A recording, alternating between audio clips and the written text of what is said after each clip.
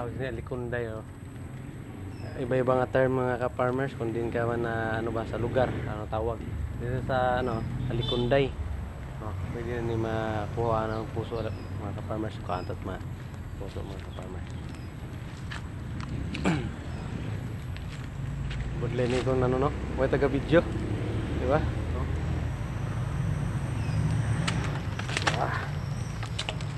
Amo lang mga ka-farmers kaya ang puso sini hindi ni pwede makaon mo kaya mapait ni siya. Unlike sa saba o kung kardaba, pwede siya makaon. Hindi siya, ay ko katry mo na mga ka-farmers kayo daw. Mapait na siya. Pero, nami ang puso.